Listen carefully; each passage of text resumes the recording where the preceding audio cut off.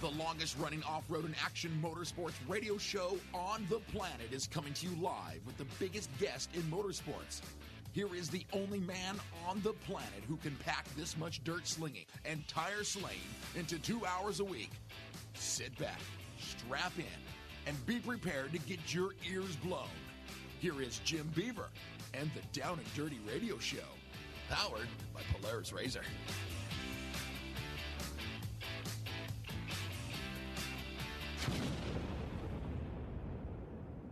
Welcome to the Down and Dirty Radio Show, powered by Polaris Razor. Got a fun show this week. Obviously, you guys expecting the national show. Gonna be a little bit different. These are some interviews that Tiffany Stone and I recorded out on Fremont Street Friday last week, live from Polaris Razor, and looking forward to bringing these interviews. We had Sara Price, Craig Scanlon, my good friend Pleasant Cook, a.k.a. 4x4 Barbie, Jerry Zaiden. Also had, who else did we have, man? It was a loaded show. My good friend Ryan Arciero was also along for the ride. Just a bunch of amazing guests, and we're just going to air these like raw, uncut, straight as they happened on Fremont Street, one after the other. So, those of you that like an all-killer, no-filler episode, that's what you're going to be getting in this one. We're going to take one commercial break to kick off the show, air all our commercial spots in it, and then, boom, we're going to roll right into these amazing interviews that were recorded live on-site at Polaris Razor at the Mint 400. So if you hear some background noise, maybe some engines from some race cars, things of that nature, well, the reason why is we were live on Fremont. It was also raining at the time, coincidentally, so you guys may have some rain. We had to actually put up in the middle of the show backdrop, that kind of enclosed us in and things like that. Lots of background music or noise. We will also be airing these with, I guess, kind of uncut with video on our YouTube channel later on at some point. So, we're going to roll right into things here. Thank you guys for tuning into this episode. We'll be back to normal next week on the Down and Dirty Radio Show, powered by Polaris Razor. But I think you guys are going to enjoy this one. It was a heck of a weekend out there. Hopefully you guys have checked out the results by now over at Best in the Desert's website. But tip of the cap to the Martelli brothers on nailing down yet another epic event. If you haven't been out to the Mint 400, you don't know what you're missing, man. This is one of the biggest, baddest off-road races on the planet, and as well as one of the biggest parties in motorsports, and it happens every year in Las Vegas. Stamp your ticket, mark your calendar. You're not going to want to miss it in 2020. It definitely gets bigger and better every single year. So we're going to roll right into these interviews, and thank you guys for tuning in this week. Don't forget, rate, review, subscribe on iTunes. It's at JimBeaver15 on all forms of social media, and we'll see you after these interviews. You want extreme performance, reliability, and the most fun you can have on four wheels? The Polaris Razor brings it to you. But you don't need to take my word for it. You can take theirs. I'm Tanner Faust, and I choose the Polaris Razor because it's the most fun you can have with a steering wheel. What's up? I'm Ronnie Renner, and I choose Polaris Razor because it's the sickest, most reliable side-by-side on the planet. What's up, everybody? Heavy D from Diesel Brothers. Listen, I'm on Team Razor because it's hands down the best piece of machinery on the planet. I'm RJ Anderson, and I choose Polaris Razor because it's the most fun, most capable machine. Action sports stars, TV personalities, and some of the best race car drivers in the world all choose Polaris Razor because it's the ultimate combination of power, suspension, agility, and fun. Find out more information on the web at PolarisRazor.com or follow at Polaris Razor on Facebook, Instagram, and Twitter, and use the hashtag RazorLife to share your story. For 100 years, General Tire has provided tires for your lifestyle, your adventure, your anywhere. Born from competition, the Grabber tire offers the durability and off-road traction you demand in a tire. We put these tires to the test in the harshest off-road racing conditions to give you a tire that will make your anywhere possible. So let us take you on your next big adventure. Tweet us photos at General Tire, hashtag anywhere is possible. Because with General Tire, anywhere is possible.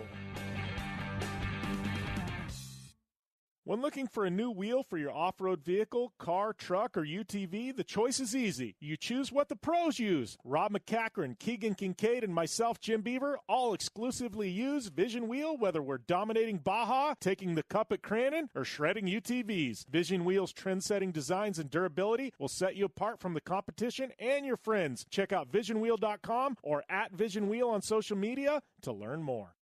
The Subaru WRX and WRX STI, a 268-horsepower turbocharged Subaru Boxer engine, rockets the WRX around corners and down straightaways. A race-ready 305-horsepower turbocharged Subaru Boxer engine keeps the WRX STI a rally legend. The Subaru WRX and WRX STI, it's not a sibling rivalry, it's a tag team. Get the latest from Subaru Rally Team USA at Subaru.com/rally.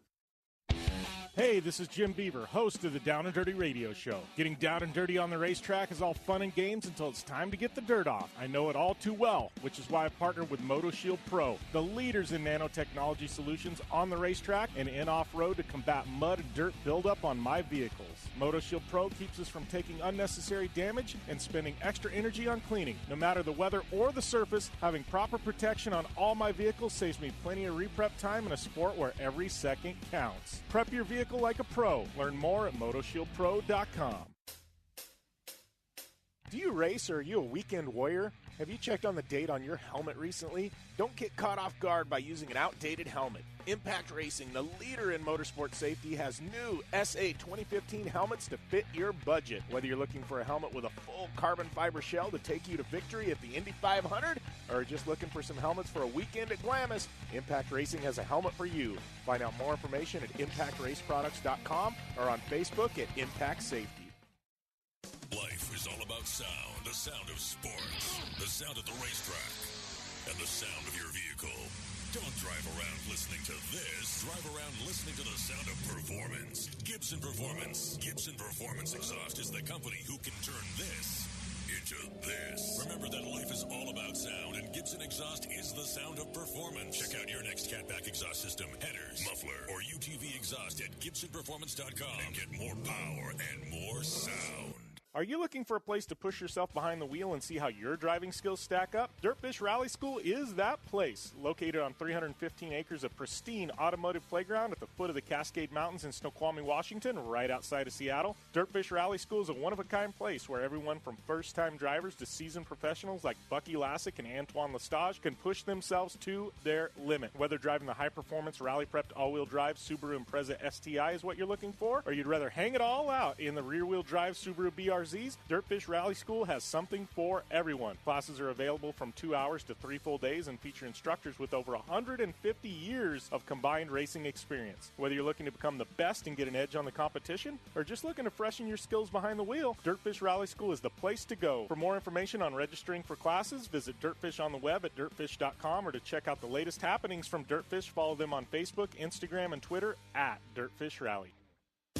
Come to the island and rip it up this summer. Wakeboard Island. It's a skate park on water at Blue Water Resort and Casino.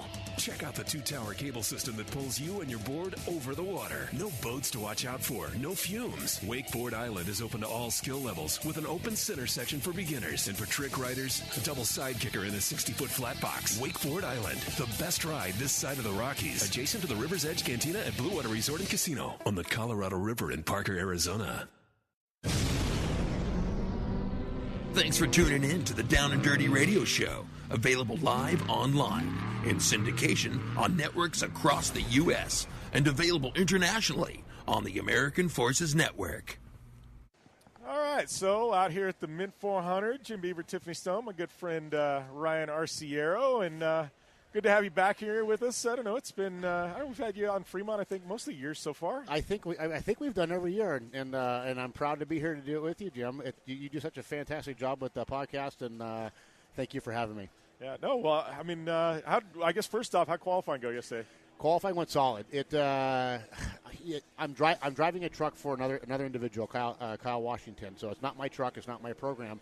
Although I am the driver for it. So for me, I got to take a little bit more of a conservative stance when it comes to qualifying because I need to make sure we have a truck that can race. So I don't take huge chances in qualifying, and you need to be able to put it on the pole. You're on edge, and you're on edge of either wadding the truck up or putting it on the pole. And I just don't have that gene in me to do it with this program because it's so important for us to be at this race.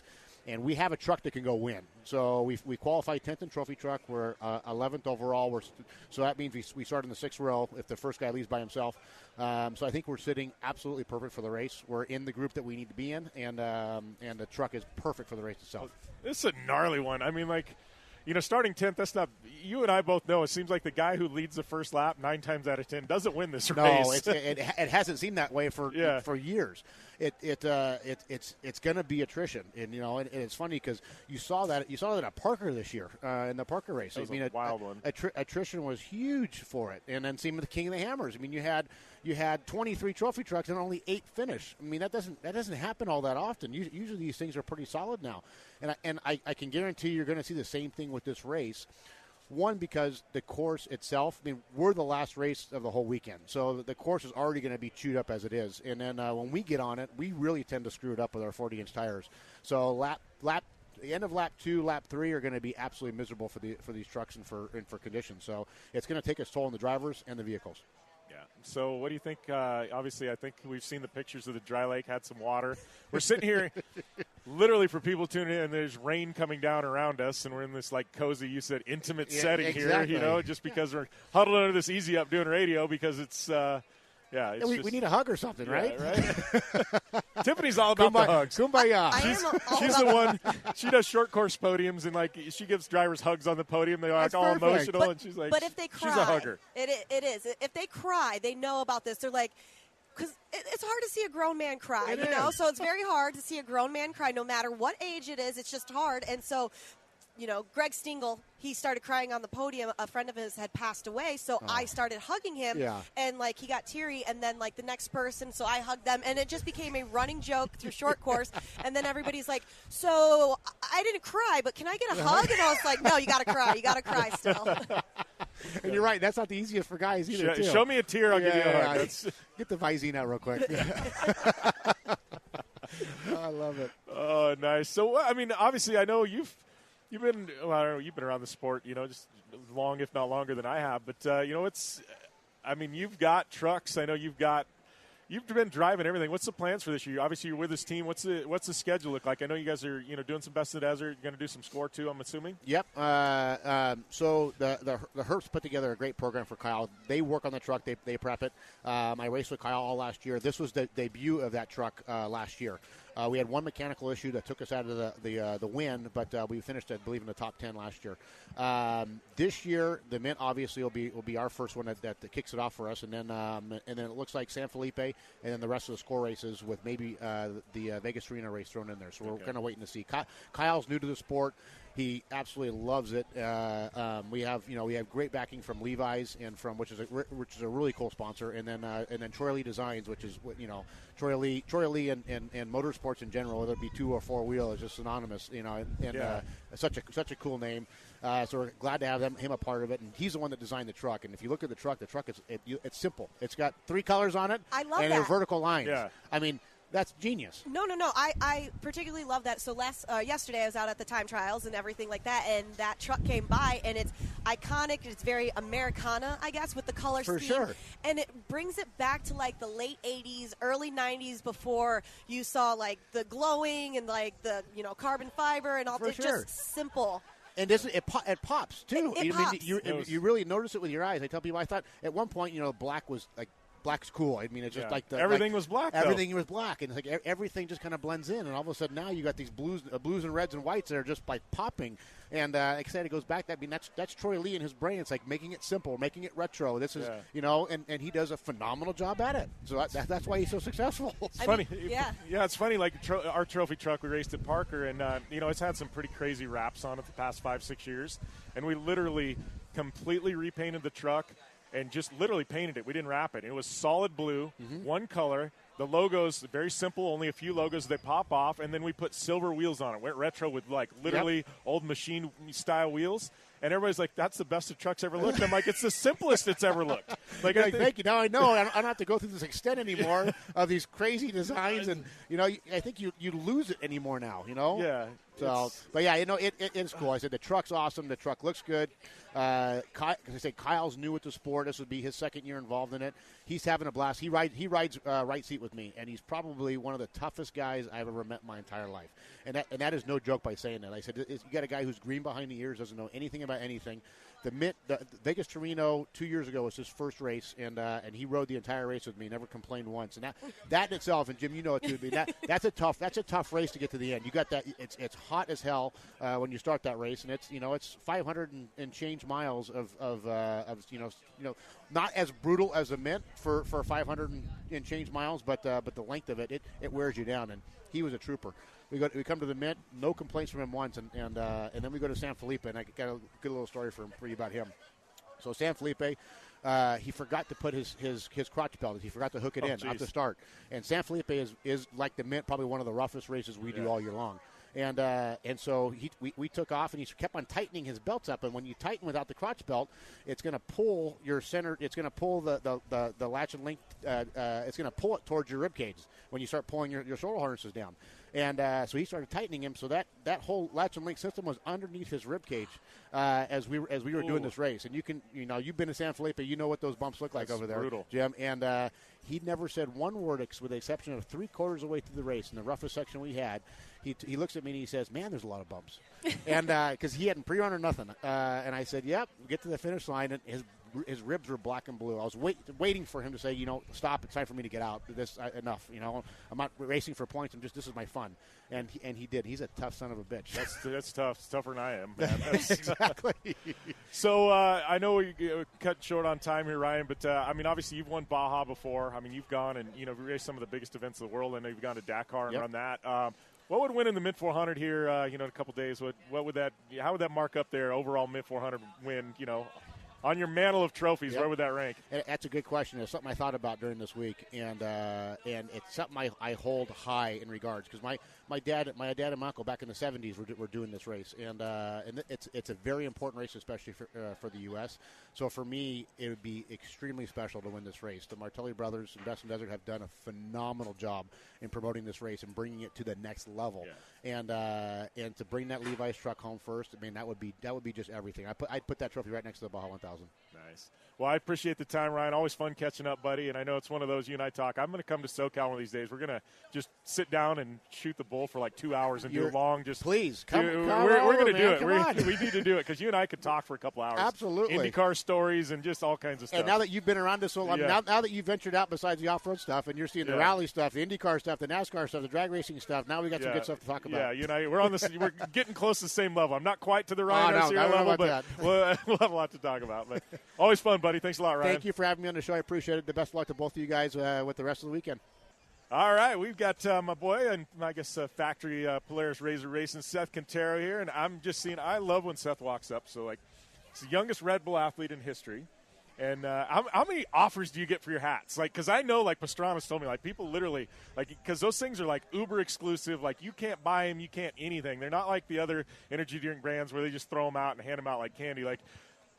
People get a hold of them. Those things bring, hundreds of dollars on eBay if somebody can, snake one somehow. It's have you ever had, offers? Hey, let me have one of your old hats, Seth? Yeah, this powder coating guy that I actually went to one time, he's like, I will give you $1,000 for that hat right now. And I'm like, sorry, I can't give it away. You didn't give him you didn't give that hat for $1,000. They can't though. They literally. If they do in Red Bull, it's whacked. You're done. Yeah. Okay, I almost sold a pizza here in Vegas for $200 one night. Wow. Yeah. I'm just putting that out there. If you're really hungry at 2 a.m., walk around with a pizza, and people will just be like, people just offer it away, and I bet you could get $200 for a pizza. Probably.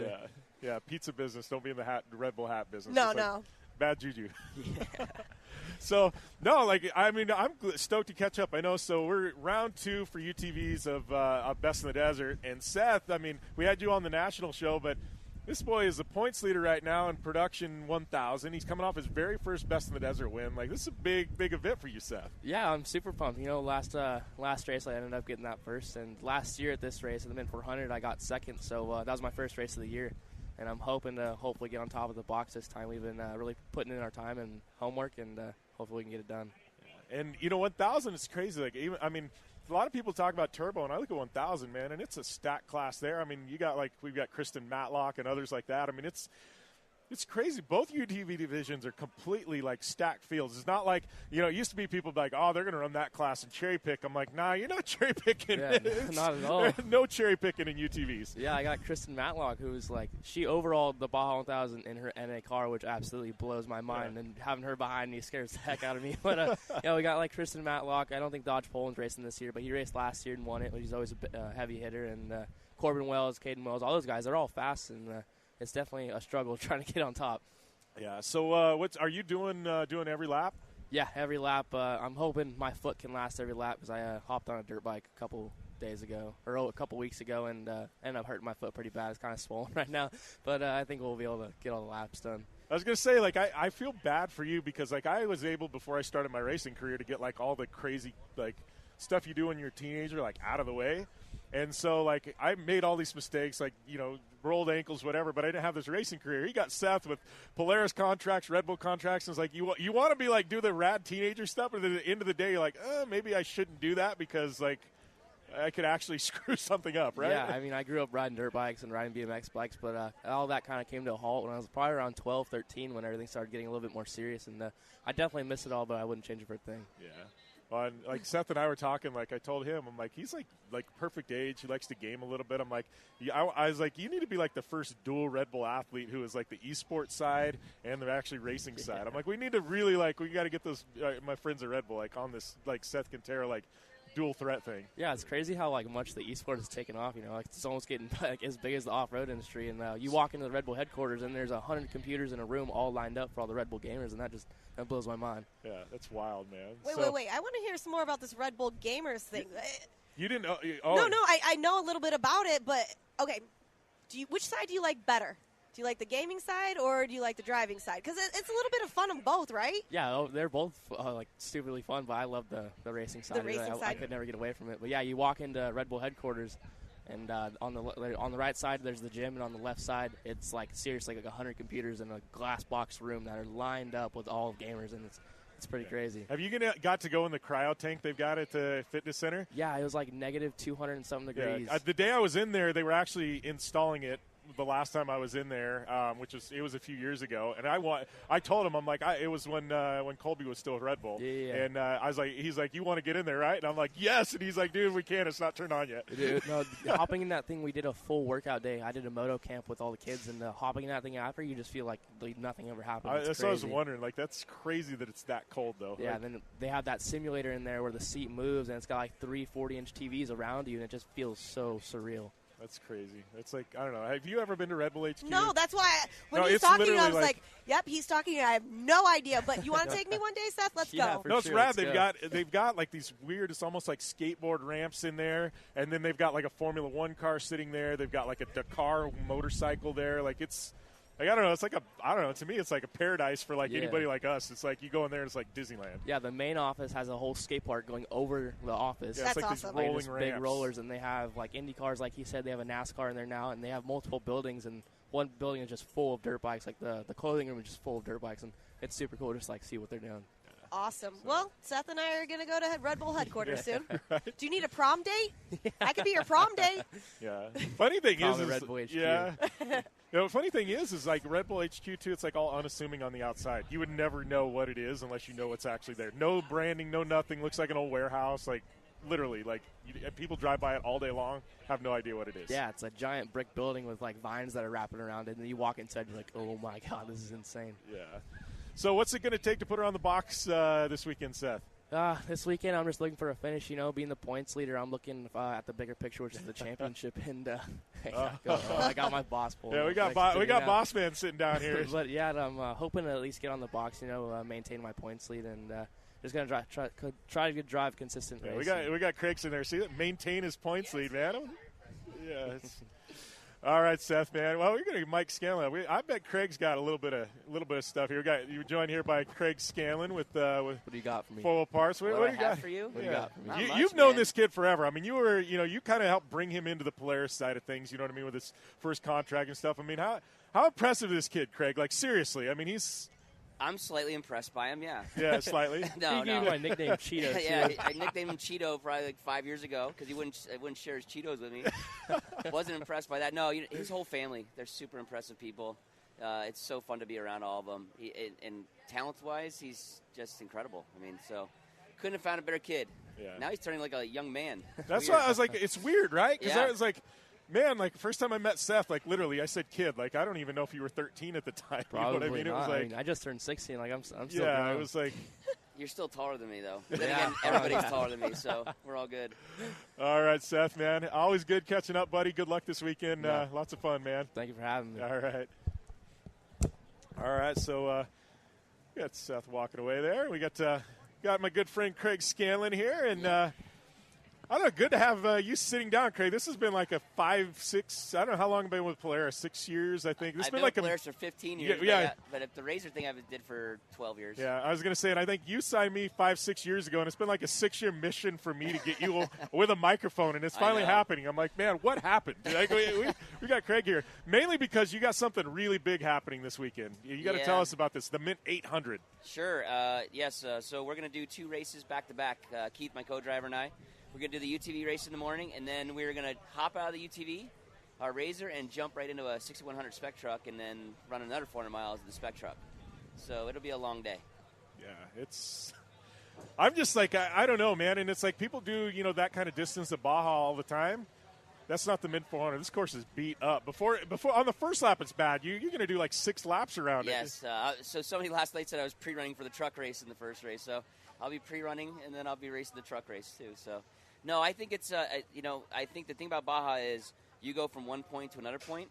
Here, all the Razors, all the bikes, all the trucks are going to be beating that course up over and over again, and it's going to make it a little bit more difficult. There's no highways to go and get on and run around and kind of get yourself collected back up. It's going to be like all on all the time from go at 6:30 a.m. So I'm hoping I finish by like 10:30 at night. So it's going to be a tough one.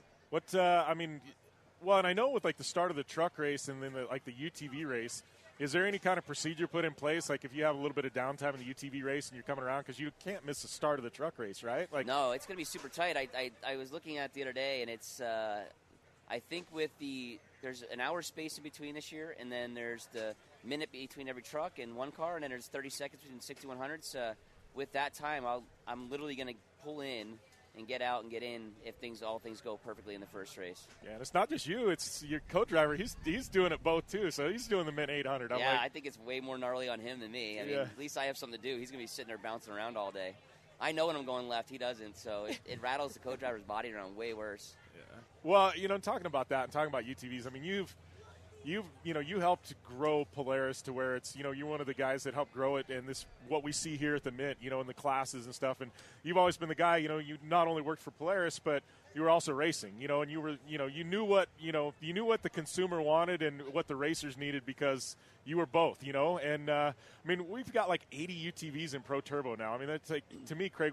I mean, UTVs now, it's like what, close to 200 out here at the Mint? Yeah, something crazy. It was 6 when the first race I went to was 5 Rhinos and 1 Razor, and now look at it. It's crazy. It's so cool too because I mean the UTVs are just getting so fast, and just watching it progress over a short amount of time. I mean, it's only been 10 years. Imagine what it would be like in 10 years from now. All the manufacturers are not stopping where we're at now, so it's going to progress even further, and who knows, maybe even have its own race series at some point in time. Yeah, I was thinking about that the other day. I'm like, honestly, I think it comes to a point where we're actually getting really close to that, where it's like you could run the UTVs on their own day or on their own weekend, here at the Mint. Yeah, it'd be tough, but as far as all this stuff is great, but like World Championships, think about World Championships and even Parker. I mean, it's a UTV race, really. So, no, but being a part of it over all the years, it's been fun to watch. I feel kind of old though. I mean, you look at Seth, you look at Mitchie, you look at RJ and Ronnie, and it's like I remember them. They were like 12 when I met them, and now they're men. So it kind of creeps me out a little bit watching my age go by. I'm kind of the same way. I'm like, God, I don't want to age myself. It's like here. Yeah. It's like I remember Seth. I think he may have been like in a 170 or something maybe when I first time I met him. Yeah. I'm like, wow. Like now he's driving his own truck. It's weird.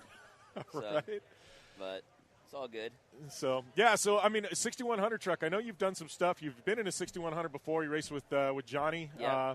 Before, how much test time do you have in it? What's kind of the preparations for that? I had tons of time in it. We have like a whole 30 miles in it, so we're ready to go. No, we ran it a couple weeks ago in Parker when we saw you actually at your shop.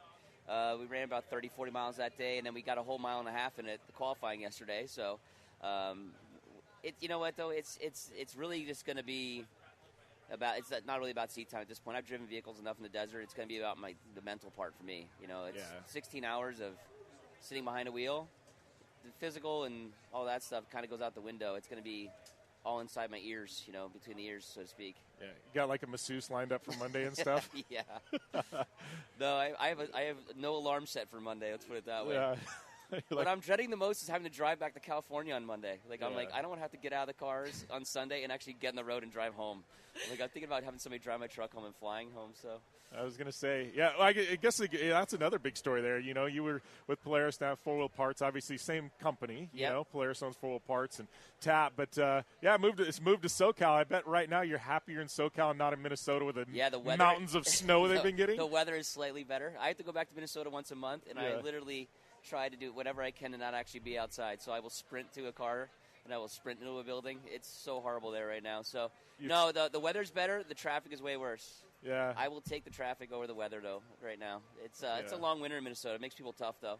Yeah. Good people Definitely up there. Does. Yeah, absolutely. You've totally adopted SoCal, right? I know. My blood's thinned out. I'm cold at like 50 degrees now. It's weird. I lived there last year. So. Yeah, that is crazy, man. So, what's the plans for you guys in the race program? I know with you do a little bit of Baja, mostly Best in the Desert as well. What's plans for this year? We'll do Best in the Desert and the whole season, then we'll do the 500 and 1,000 down in Baja. Yeah. And then next year we'll see what we do. Who knows? Who knows if we'll step up to a truck or stay in the Razors. I know you've talked about even trying some short course at one point in time, yeah. like you're doing like a pro light maybe for a couple of races or something. Yeah, I think I've timed out on age on the short course stuff though. If you ever been to a short course race, you'll see these are young kids and they're crazy. Like they just love running into each other. Like RJ and Batag, those two just when they go out there and just wreck each other's stuff. It's but no, I would probably do it for a little bit, but it's just so busy. I mean, between work and everything else, it's hard to do everything all the time. So we're going to focus on the desert stuff for now. I really like the desert. Yeah, deserts. Yeah, you talk about RJ and Ronnie, and I'm like, gosh, they wreck each other. We've seen them wreck each other at Glamis. They're going to be tough on the track when they're just playing and they crash each other. And the weird part is they have to fix each other's stuff, so I'm not sure why they do it to each other. They just stay away. So anyway. Awesome. All right, Craig. Well, always fun catching up. I can't say always fun. Well, we catch up all the time off the air, but finally great. Oh, we got Sarah. We're going to get Sarah mic'd up here because, I guess. Go on together?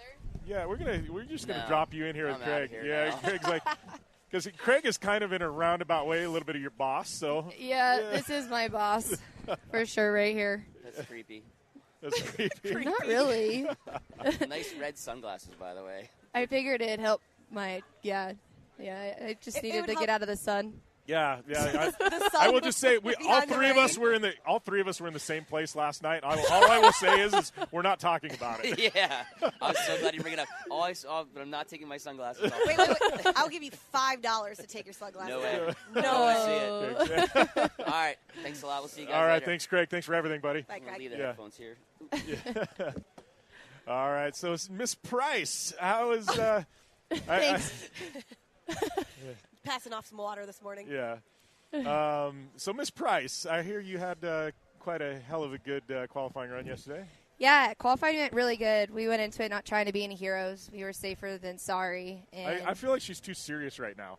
Like, that was full on, like, we went in there trying to be. I'm like, come on, Sarah. No. Like, I'm like, we got to loosen up here. Like, that was like, I don't know. That was like. That turned into robot mode? That was like full on. Like, we were going to get the NASCAR rundown of sponsors. Yeah, the 4 Wheel Parts, RPM Off Road, SP Enterprises, 6100 truck. Like, I know. I get totally, too. It's funny because you talk to me in person, and I'm a little, like, all over the place. Yeah. And it's really hard to, like, get me to say a sentence correctly. And then you put me in, like, an interview, and it's like, everything comes out perfect. And I'm like, how does this happen? Why can't I just do that in normal life? I was like, that was so, like, the start of that was not the Sarah I know. Yeah. we got to stop, reverse it. We're going to reboot this thing. You should just start miking everybody at night and then doing the interviews at night. We need to do a nighttime with cocktails, and then that's how you're going to get them the real stories. Problem is like none of that content we could actually probably air. No. But you could be like, that's not what you said last night. You want me to replay? Or we could just get a dump button and just do like the mute, be like, do, and then say it and come back, be like, you guys really wish you could have heard what we just said. Yeah. There you go. That would be perfect. Yeah. But no, qualifying was awesome. We ended up doing 6th, which was great for us. And, we're in a really good position. We're starting 3rd now, which would be like because we're double off the line. Yeah. So, 3rd. Well, starting. I don't know. That 6,100 is just a crazy stacked class. Like, I don't know. To me, like, starting 3rd is like starting 1st. Like, you're up at the front. You're not going to have to work your way through too much traffic. You know, it's like. Yeah. And honestly, the goal isn't to work through the traffic. I think I'm just my goal is to stay where I'm at for at least the first lap or two, and then kind of see who's still standing to kind of pick it up some at the last 2 laps. I know even this race, like, it's like the first lap, just almost like you phone it in.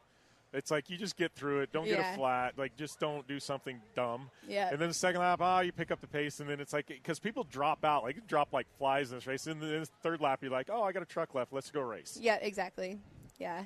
That's what exactly we're trying to do, too, is just keep it together, really. I never been on this course, so I'm just kind of like, well, let's. I didn't know you hadn't been around this course. No, I've never been on the mid course. It's brutal. That's what everyone says, and I'm like, okay. Well, we'll see. we'll see what happens. The scary part is like it's rough, and rough isn't bad. Like, Yeah. you've been to San Felipe. San Felipe is a brutal rough. I love San Felipe, though. Well, you're I'm gonna in love this the Minton. awesome truck.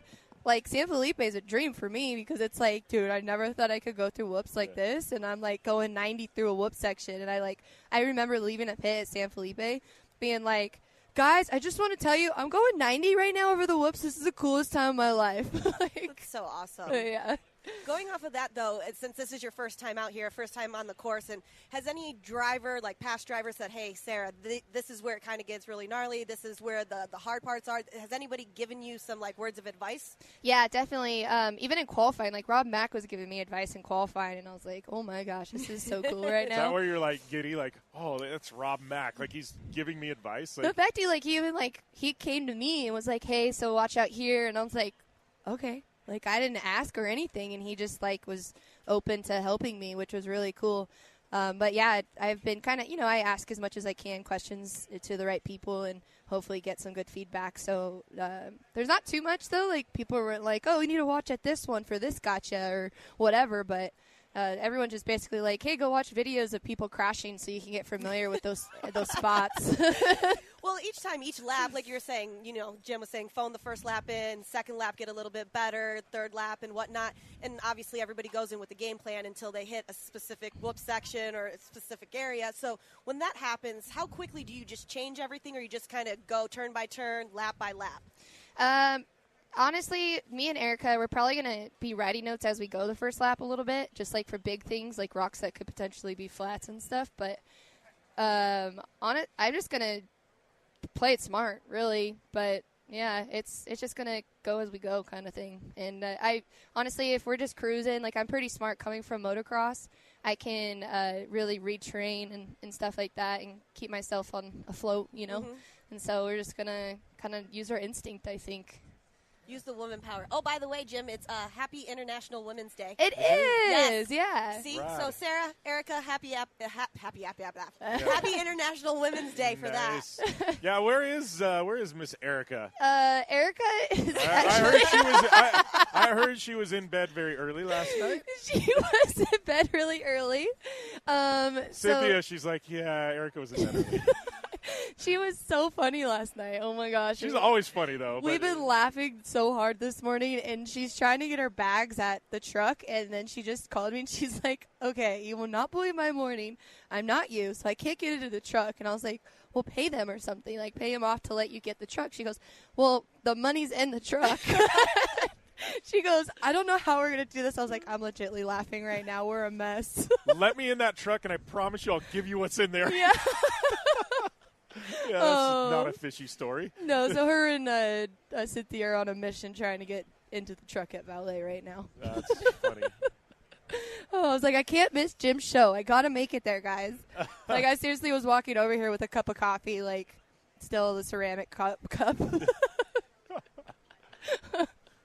Oh. So what is, I know, so big news, you assigned this, you actually brought in some rad partners this year. I know Foil Parts, one of them. They're kind of your title sponsor this year. Yep. Saw you at Hammers, did phenomenal there, by the way, Miss Price.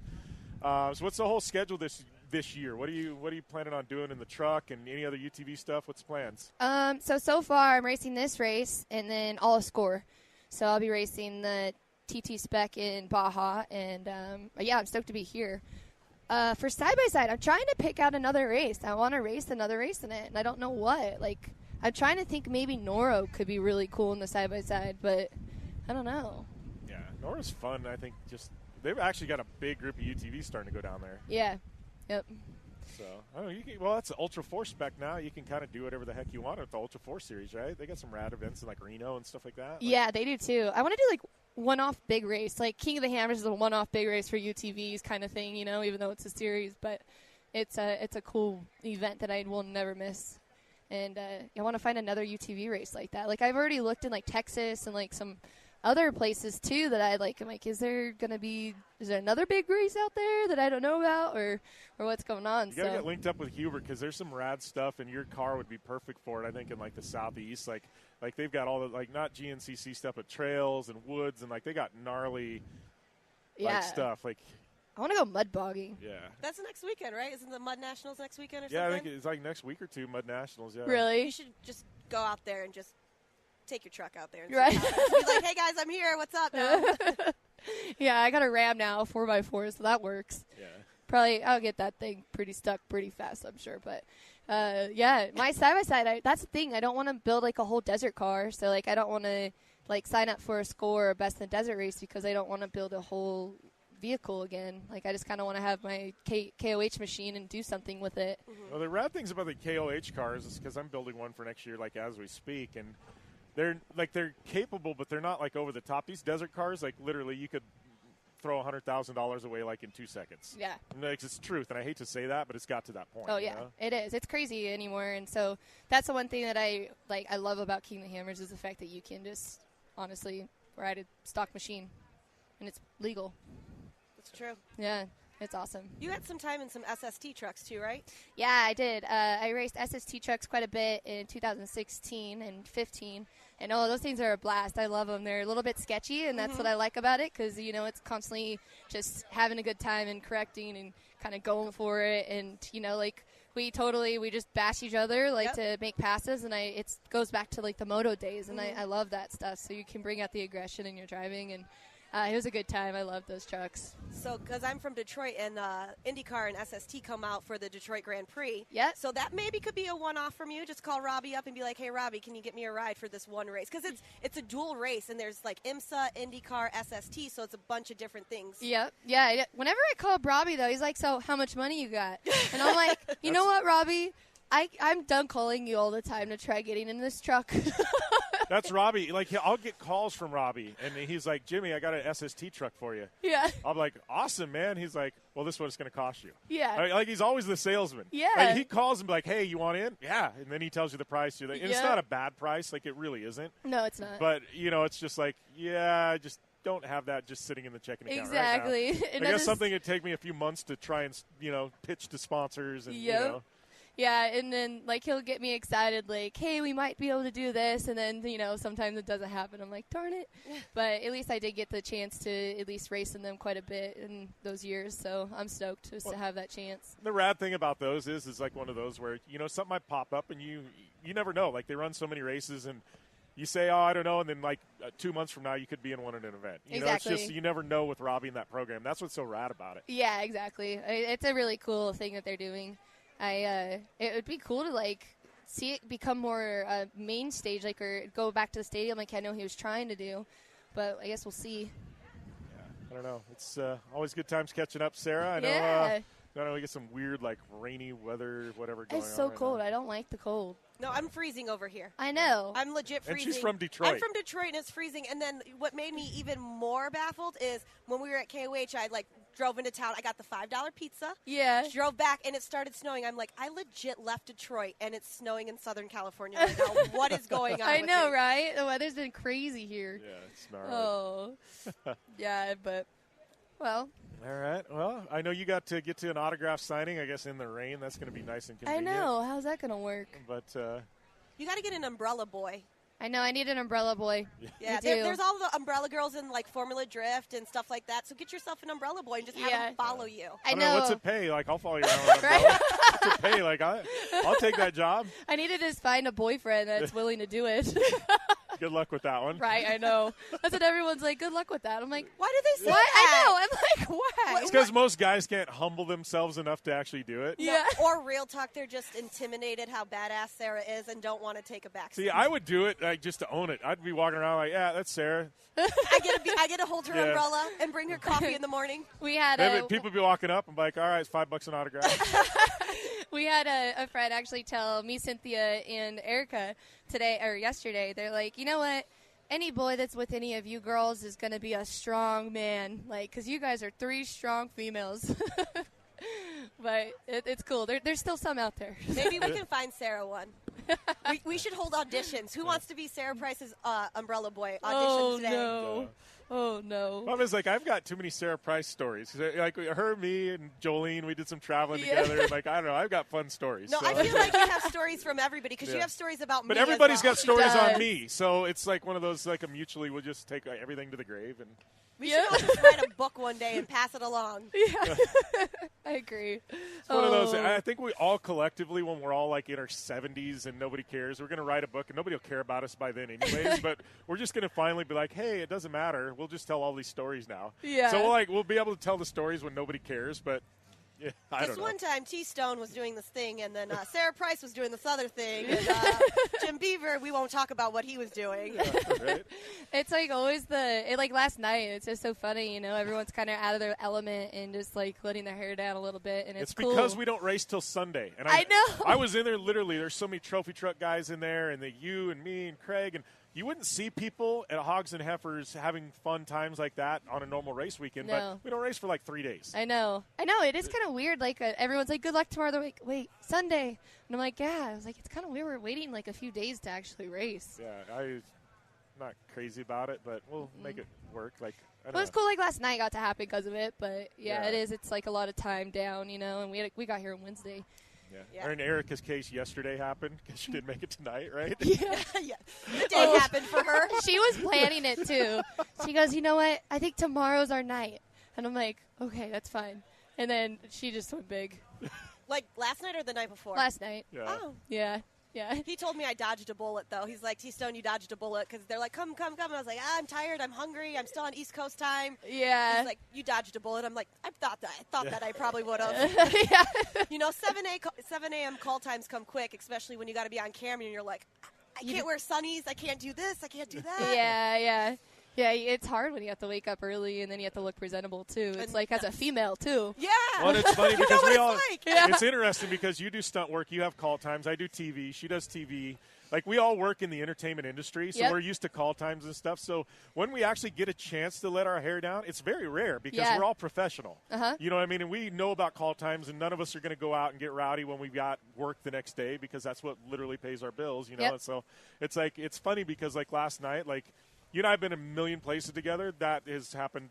I can count on one hand. You Right? what I mean? I Because know. It just doesn't. Just doesn't. You know. Yeah, it's not very often I get that opportunity, and I've been on like a stunt job for the last 10 days, and I came straight from that straight to here. My call times are 4 a.m. every day, and so I was like, this is killing me right now. So I got to the Mint, and I was like, okay, now I can actually relax a little bit and like sleep in.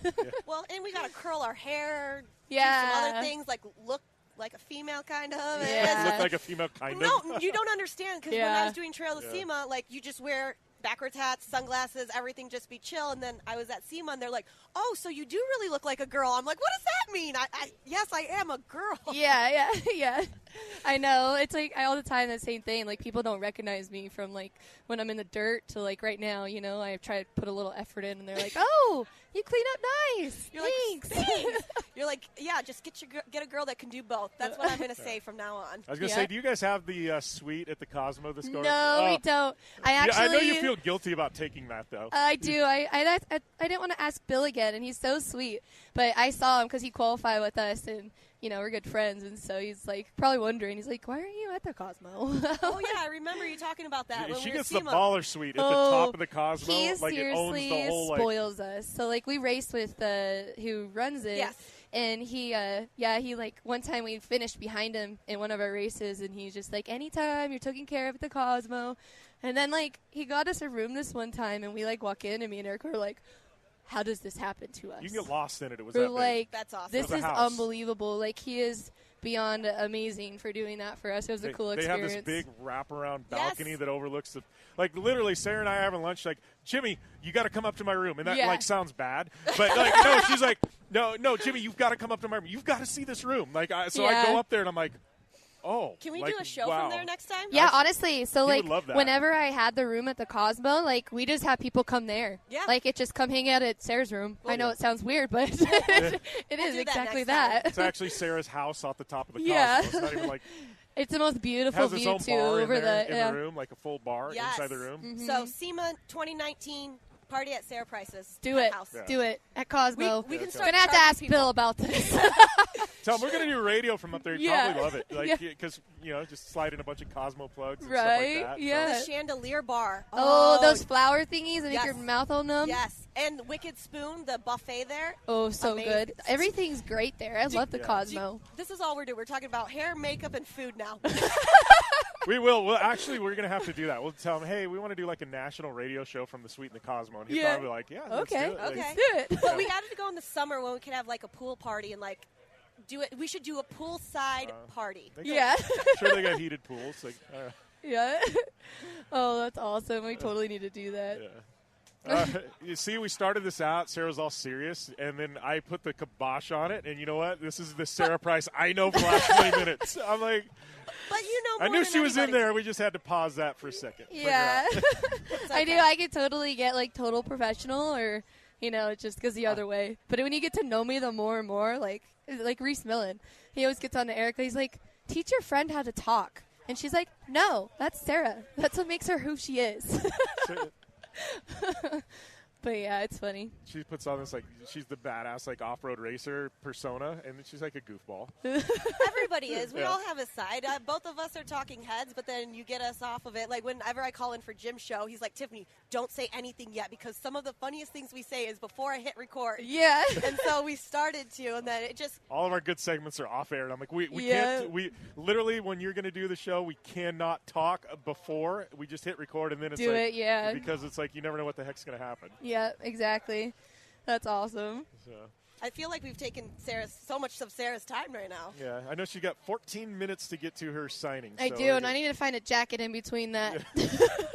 I'm like scouting already, like All who right. might have a Yeah, I jacket. was going to say, yeah, I don't know. I know Polaris got T-shirts, but I don't know about jackets. So. Yeah, I'm sure I'll find something. There's someone around here that's a friend. That's a friend. Be like, hey, can I borrow your jacket? I won't give it back to you, but can I have this? Yeah, it's funny because yesterday after qualifying Casey Mears, so I raced with him in Stadium Super Trucks. He's a good friend of mine. We were hanging out, and he was cold. He had only a shirt on, and so Craig Scanlon was like, "Oh, hey, my jacket's 2 jackets in one. You want some of it?" And like I just saw him walk by with like his jacket still on.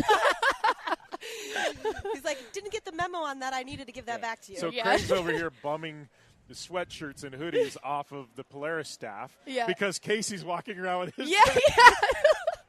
It's all over. It's like we're in this vicious cycle here, I think. Oh, it's great. Oh, too funny. All right, I'm going to go find a jacket. Lots of fun, Sarah. Thank you. Good Thanks, luck guys. this weekend, Sarah. Thank you. All right, so got my General Tire teammates, Jason Campbell, Jerry Zaiden, sitting down. And I'm going to say, like, I've interviewed Jerry, like, I don't know how many times. Look at Jason sitting here. I'm like, man, this is like special occasion here. Why you got to pick on me? Come on, man. No, I will say, I think the first time we met, it was in, like, the shenanigan field deal at the Parker race. This one guy rolled over going down, like, the sand dune.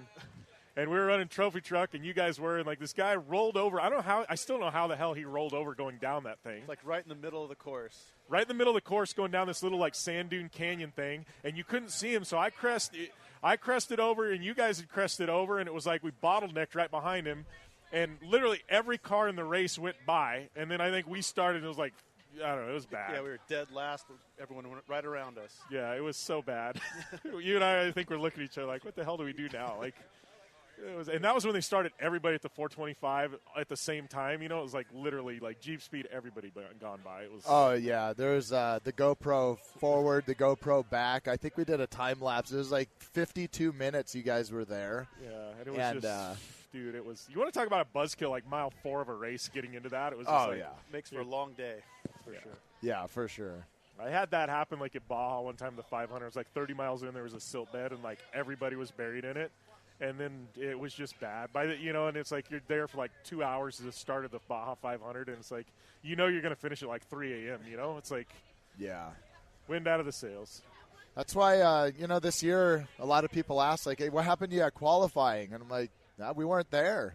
You know, why? Well, it's been raining, no dust, start in the back, and hopefully like all those guys that crash and roll and create bottlenecks will already be the problem, and we'll be coming up on it when the problem's figured out. So we'll be the guy going around the guy stuck. That's kind of our strategy, right? You get all these dudes like flat tires and rolled over in like mile 4. It's like a battlefield and a bomb went off, and there's all these guys littered everywhere. And hopefully we're going to get some good luck on that. I'm one, like I think at the 500 one time I started, this is before they went to qualifying, I started 3rd in trophy truck. And I got to tell you, it's not fun leading a race, like leading everybody. I don't like that. I'd rather be back. I don't want to be at the end, but I think there's something to be said about starting kind of a little bit closer to the back because things kind of get to play out in front of you, you know? You get a little less pressure from all those people giving you heat from behind and causing make you push a little harder than you might want to sometimes. Yeah, especially on a long race like this one, you know? Yeah, and it's like, think if you get bad luck and you hit that rock and you get a flat or something and you got 10 guys passing you. Well, now if you have that bad luck in the first 5 miles, no one's behind you. You know, so you're right back and going. You just catch the traffic, you know. So I think it'll be good. I mean, this course is really rocky. The desert's a different place right now with all this rain we've been having. Actually, it's raining right now, you know. So from the radar, it looks like it's pretty wet down there. And coming into town, I mean, it was raining all the way from Huntington Beach to here. It was just puddles and lakes everywhere. Those rocks are big. A lot of people are going to be having some fun with those rocks. This is a gnarly track.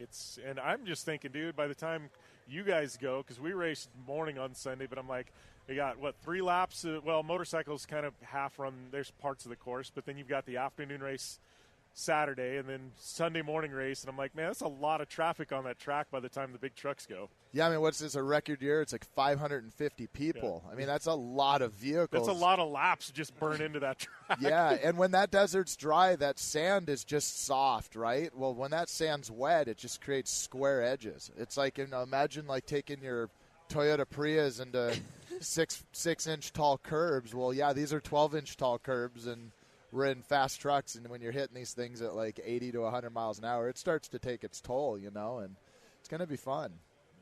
So I want to go back, and this is actually, you'll appreciate this story. Like, and I know Jerry's told back before, but like I've never got Jason, but like you guys, I mean, I love Camberg, and we've talked about this because like you guys literally started in a garage. Like, I mean, you guys were just kids in high school, like farting around just like with welders in your garage, right? Yeah, I mean, back in high school, I was making little bits and pieces, and Jerry was into lowered trucks for a while. Then he got into the lifting it and wanted, bed stiffeners, tire spinners, bumpers, and it was just a little hobby thing. And he kept bugging, hey man, we should do something. And like, I don't know. And finally, I broke down. I'm like, yeah, okay, let's do it. He started in his parents' garage, welding stuff up. Got a little shop, and it just grown and grown and grown. It's been awesome. Yeah. Do you have, like, I would love to see, like, the evolution of, like, your guys' actually race trucks because, like, I mean, you guys, I remember back, you were in, like, an MDR and Rangers and, like, I mean, it's, like, I would love to see the progress, like, of every truck you guys have ever built for yourselves, you know what I mean? Just, like, I think it'd be rad to see that evolution, Yeah, it's pretty cool. I mean, we've got, the Ranger. We have some cool, like, photos, actually, of those trucks. We've kind of stacked them up on the Instagram once or twice, from the Ranger to the Edge, on and on and on. and now we're doing it again with our kids with another back to an edge. So for those guys, that's going to be pretty cool. How is that too with your kids racing now? Because it's like you guys have been around this industry for a long time. I mean, you were kids at one point, right? And racing and stuff, and now you got your kids in it. And like, how has that evolution been? I mean, it's like it's got to be kind of cool to see your kids now stepping in, right? It's definitely exciting. They've only got they got one race under their belt. They did a more race, and now we brought them out here. So they're in for a big shock to see how rough this is going to be, bouncing around out here. They had a lot of fun at the Moore race, but that's a different environment altogether. So it'll be interesting. Yeah. So I mean, how is things in the industry? I mean, obviously you guys are continuing to innovate. You got the race car side of things. You guys also, like a lot of people, seems like are either race car builders or they've got their aftermarket company. You guys do both. Yeah, I think there's like a pretty cool change going on right now, right? Like, I think with Toyota and their Pro and Ford with their Raptor, Jeep doing this new Gladiator truck, I think it's kind of adding a lot of validity to the truck market, right? So we all driven trucks. F-150 has been the number one selling vehicle for a long time. But a lot of these car manufacturers are realizing, like, making cheap cars doesn't make money, so they're actually doing away with cars. Like Ford's announced they've, like, cut so many of their cars globally, and they're going more into truck. They're coming out with new Broncos and Rangers, and it's coming back. Toyota has some new stuff coming out. So what I noticed in this aftermarket world is there's the racing side, which reaches a core audience, and then there's this overland thing that they call it now, right? We call it truck camping. It's something that we created 20 years ago because we were lifting Toyotas with shells, and people popped a tent out of the back of the shell and set it up like a normal person. Well, now there's now we're going to go up. We're not going to go out. We're going up. I'm going to climb up a ladder and sleep on top of my truck now, but it's a thing, and it's not a small thing. It's really big. We're going to do Overland West this year. I don't know. I think people want to see their truck do it. And I think that's the excitement we feel now, and you probably heard a lot. Like, people are stoked on the kids. We call it hashtag, right? The Cambird kids. Yeah. It's back to what everyone drives. It's a Ford Ranger truck, I think it's just cool. It just identifies, and that's why, like, the Terra Crew guys, we got Nick Eisenhower and his brother co-driving with us. They're navigators, and, they're getting to run at this kind of level now, and they're realizing the reality. And you got Chris Eisenhower. It's been a Grove for years as their co-driver. That whole movement, it's based on trucks that drive on the street. I think trophy trucks have become this $500,000, $1 million vehicle. Now four-wheel drive's a thing, right? It's so out of touch for the common folk. I think that excitement when you hear Jeeps and stock trucks and all that stuff, like, kind of making a resurgence. I've seen a lot of F-100s and cool stuff entering this race now. It's cool. It's funny too because you guys, I spent some time racing in stock full. My brother spent a lot of time racing in it. My dad did. You guys did. Like, I know that's a class, especially in Best of the has gone away. They did away with a class. Like, I would love to see. I think now is the time for that class to come back. I would love to take a new F-150 or a Raptor and build it into a proper stock full like we used to, because I think there's really, I mean, like you said, trophy trucks are getting crazy priced. Even I've got a race razor. You guys just built one. I mean, over $100K into them. Oh, easy, yeah. And it's like, I feel like that stock full where you're taking a stock truck, you're putting a cage in it, you're doing some upgrades, but like, I feel like there's a real need for that. It's like, I feel like we're coming full circle here, but it's like, I feel like that class needs to come back now. Yeah, and that class was huge. What did they do? $10,000 for a win, $5,000 for second. And there was 25. sometimes 15, 20 entries in it. Like, it was crazy. Yeah, and that money got pulled and it got put into other things, and that class died. But that class survived because it was like the everyday man. I mean, trophy truck racers are wealthy people. Most of them are very wealthy people with a very expensive hobby. Stock truck racing or bucket list racing is what I call it, right? It's everyday people, and they can't afford the trophy truck. They could afford to build something in their garage as long as if they do get on the podium, there's some kind of reward. $5,000, $10,000 a race. That's like chump change for a car manufacturer, but it adds validity to the product. Randy Merritt racing a stock F-150, Greg Fouts in the Super Duty. Imagine if they had a Raptor class. Hey, we give $10,000 for the win, $5,000 for second. You got to be in a Ford Raptor. You got the Gen 1 class and the Gen 2 class. That's awesome. I think it'd be cool. I think tons of people would do it. You'd probably see 40, 50 people racing those things, especially if it had to be stock, right? Mm-hmm. No, and going off of what you're talking about, so I do some stuff with Toyota with the TRD Pros and everything coming straight out. I mean, you're having Fox shocks on there. You have your air desert filter that they have on the new Tacoma and stuff. It's already lifted, and it has everything that you possibly could do in the Tacoma, the 4Runner, and the Tundra.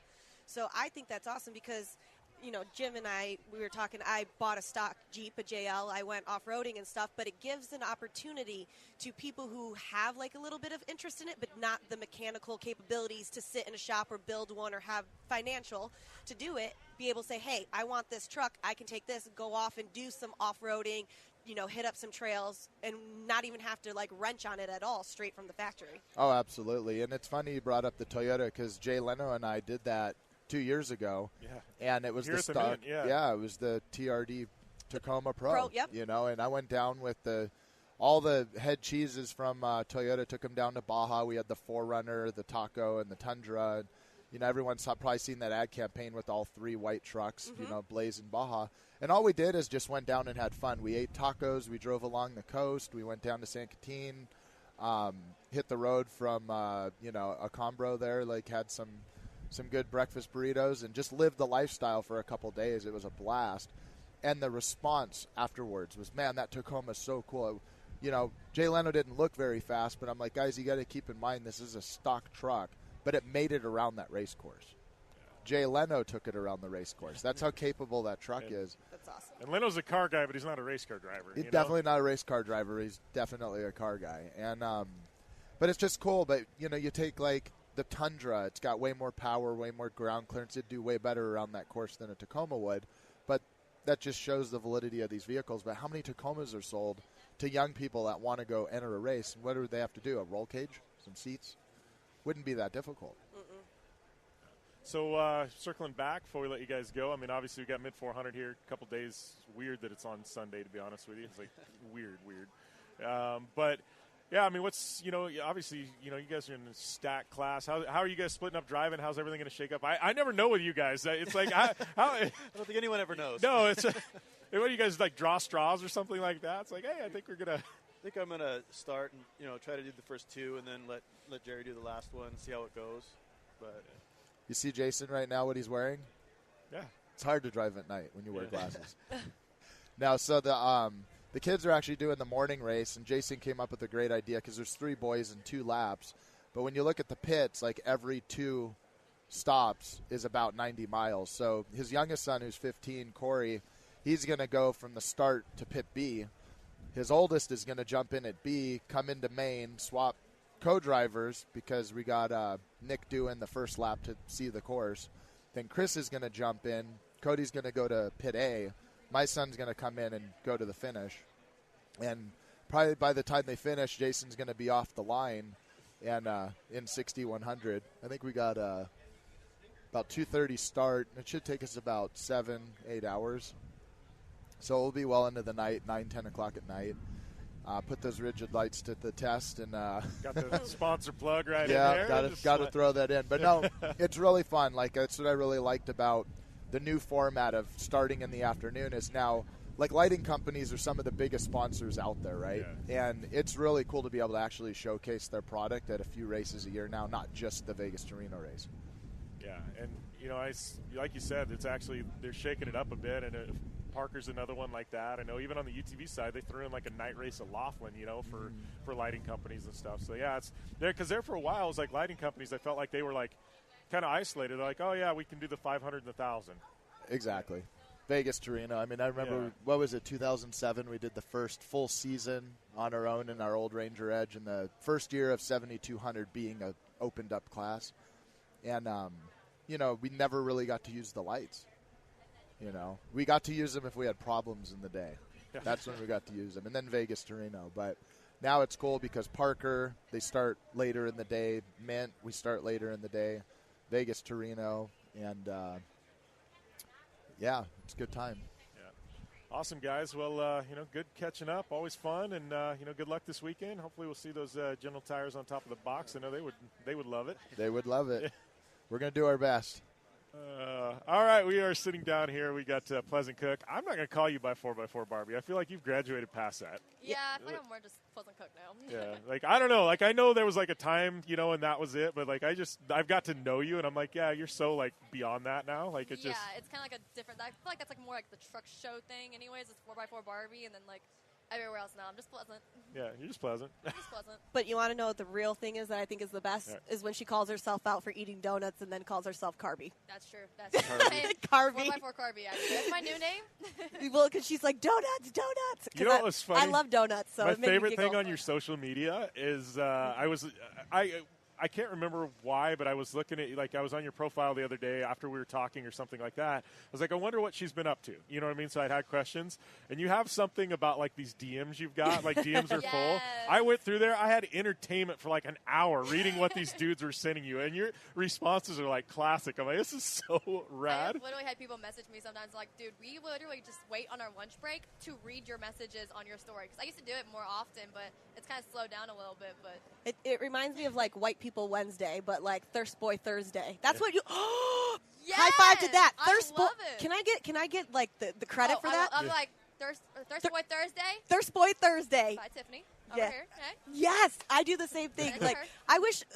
I'm going to put this out there. I have nowhere near as many followers as Pleasant, and I do not get that many DMs, but because her inbox has to be full. But sometimes I get them, and I read just like you do, and then I'm like, seriously, Pleasant has to, like, write a book, just, like, copy them. You know, text from last night, Thirst Boy Thursdays. Yes.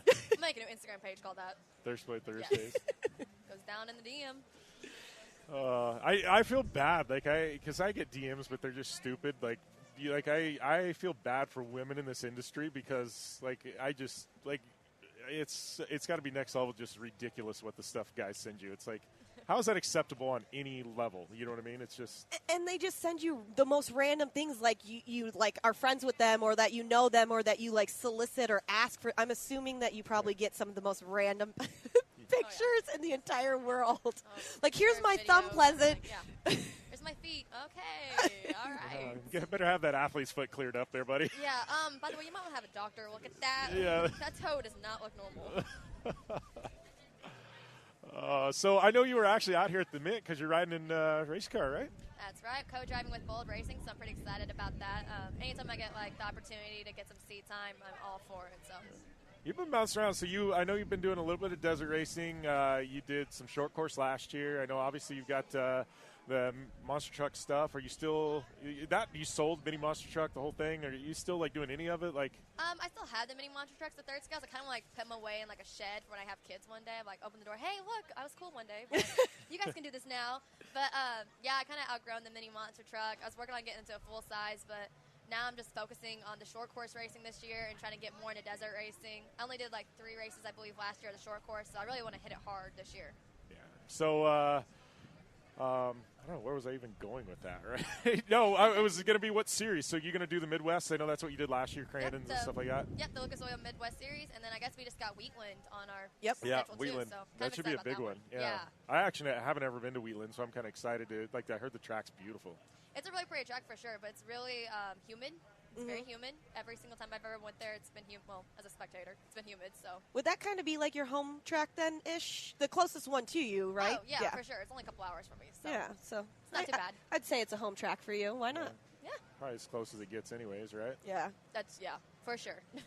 Well, how was it, too? Because you've done all kinds of stuff, but last year in short course, and that was kind of like a learning year for you. How was that? Like, 'cause it's like a different level when you go short course racing. I mean, that's intense. Oh, yeah, it's completely different, especially from the mini monster truck, because normally I'm trying to, like, hit the cars, and this time I'm trying to avoid them all. So I'm trying to pass them instead of just running over them. So, but, yeah, it was a good learning experience. I definitely got my first rollover and second out of the way the first race. So that wasn't too bad. But, yeah, I'm getting a better feel for the car for sure. I'm going to practice a lot more, though, this year before my first race.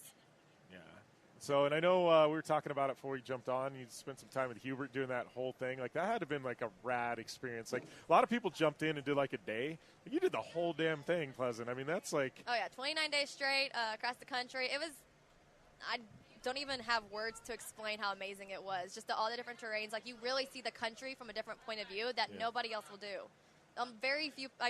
not too many people in the world that you'll come across that actually went through the Trans-America Trail. So just having the opportunity to be able to do that was a blessing. Yeah. There's any point, and Hubert's my boy.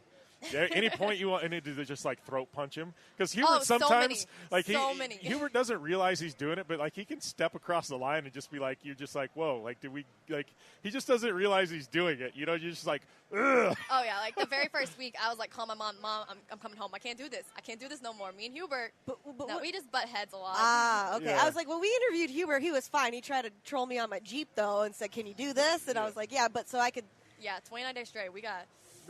I don't know how to explain it. Like he just like, I don't know, because Hubert's set in his ways. Yeah. And it's like if your ways aren't in line with his ways, sometimes it's caused a little friction. Gotcha. Yep. And he does dub himself like a redneck, though, right? So I love Hubert to death. I absolutely love him. He's one of my dear friends. I'm just we all have our quirks. Yeah. We all have our quirks. I think after 29 days, Jim. That's what I was going to say. 29 days with anybody. That's a long time. And in a vehicle that doesn't have windows. And, like, you're just freezing like we are here right now. And what was the best part about that whole trip? Because, like what you said, it's the Trans-America Trail? Okay, yeah. I don't even – there's so many things, to be honest. Just, like, it's insane, like, the different – like I said, the terrains. Like, we were literally going from forest to, like desert-looking things, like Moab. We went through Moab, mountains, like – I remember one time we were just driving along, and all of a sudden we came up to this field, and it was just a field of sunflowers. That's beautiful. Like, it was gorgeous. And then next field, it was full of, like, the little wind turbines. So, like, just, I don't know, the views in itself, the rivers, like, the woods. I think we drove through, like, an ice storm one time. Like, it looked like it snowed. Like, it was just all ice, though. But, like... You never knew what was going to happen at any given day either, right? Never. It's just kind of you get in the car and go. Well, that proves to you that, like, you could be a badass chick and just kind of go. And I'm assuming, obviously, you didn't complain about anything, took it all in. And that's got to be difficult for anybody. Any, like, seasoned driver, too. That's got to be a long 29 days worth. Yeah. Oh, yeah. I got to wonder here, and this is just, like, geeking out. Like, there had to have been some rad food stops. So, like, you get, like, these diners that are in the middle of absolutely nowhere. Like, you had to have at least one stop. You're like, oh, this place is rad. We had a couple of those, for sure. There's some, just, like, random places, like... mom and pop things sitting there. Yeah. I remember one was like in this random building, but you had to like walk through all these like halls, like offices and stuff to get to this little restaurant in the very end of it. And it's like a random, had like animals all over the wall kind of thing. Like just, I don't know, it was very odd. I mean, we had a lot of like on the side of the road lunches with like Lunchables and like stuff like that. But yeah, I had a couple random things. That's awesome. I like that, especially because you talk about random food. So I drove all the way to KOH from Detroit to KOH in my Jeep and went back, and I did like the Route 66 and made some stops and different things like that. And that's kind of one of the cool spots because, like what you said, not that many people get to take that trail. And it's kind of like, it's cool because you see how it used to be back in the day, and you've taken some of the same trails or the same roads. Same thing like with Route 66, you know? Yeah, exactly. It's like how iconic Americana, like, history is here. Yeah. We are nerds. We are big nerds over here Pop right culture now. and complete. Oh, no, same. Don't worry. Like, I have a list on my phone of, like, towns I want to go back to, of, like, different, like, historic things. Like, I remember there was one, I don't remember exactly where I was at, but they have a festival of, like, the olden days and, like, all, like, their old stuff, like, still all like put up and like it's like really nice, like really price preserved and stuff like that. So that's awesome. Yeah, I literally have a whole list of towns. So you know where she should go? She should go to Oatman in Arizona, and you could play with the burros. Yeah. Cool. It's a part of the historic. It's like a ghost town that people actually live in, but they got like these donkeys. That I gotta show you these burros. They like literally come into town, and they actually have like an Old West shootout once a day. Like it's all it's pretty rad. Like cowboys are out on Main Street shooting each other. She's like, I went to the list.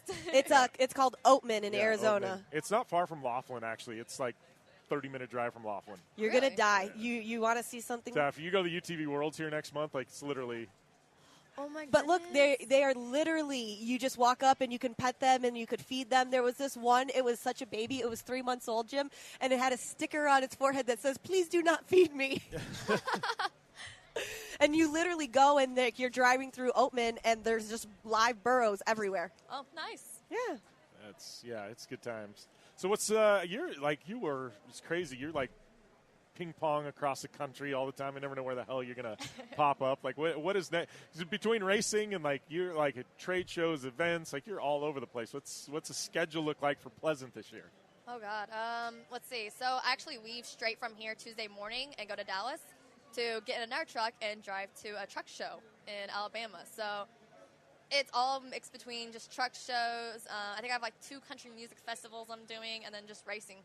I'm trying to get as much seat time as I can to get practice and stuff in. So you like concentrate more on the racing than doing all the shows and appearances and stuff? Yeah, this year I'm focusing hard on racing. Like if there's a race coming up, I probably miss the show next to it. Nice. I don't know. You got anything for before we No, I'm just it's cool because I mean I've known Pleasant for what, like about 2 years now. When you came through when Vision had your mini monster truck and stuff at Crandon, so I've known it's just. Not the man. I'm about to age myself. I'm like, it's so wonderful watching Pleasant grow up. Like I'm like, but it's cool because you've taken, like you said, you've taken the 4x4 Barbie, you established that, and now you're just kind of like growing up. You're getting into your own. You're realizing what you want. You're like, I'm Pleasant. This is me now. Yeah. And it's really cool as a female to female. Happy International Females Day, by the way. Thanks, you Women's too. Day. Yay. And it's just cool to see badass chicks just kind of take their own and not really care what anybody has to say. This is me. This is what I want to do. I want to succeed in this man's world, I guess, of off-road and motorsports. So. Yeah. Here's the question, and this is like a hard one. Like, have you ever thought, like on your social media accounts, everybody knows you as at 4x4 Barbie, right? And like we've talked about, like you're more like you've kind of grown past that. Have you ever thought like just changing your handle to like at Pleasant Cook or something? Like that would like be a big step. People are like, whoa, what actually happened here? I feel like people would be like, wait, that's her actual Full name? Yeah. It's not. Wait, what's Pleasant Cook mean? What is that? Like, is that like is she a chef? Yeah. Does she cook now? Like, what's going on? Yeah, But she's like a.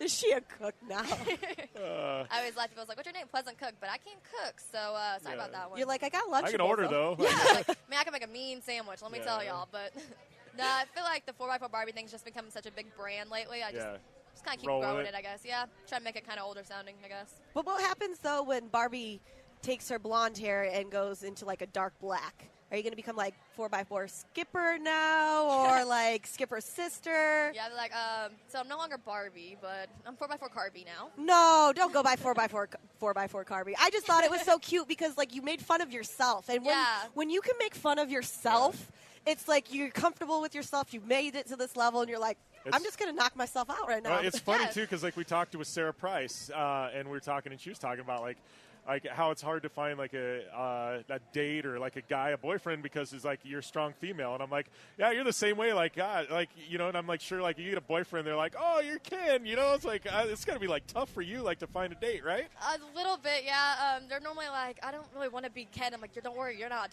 Don't even worry about that one. You don't have to be like, it's fine, but.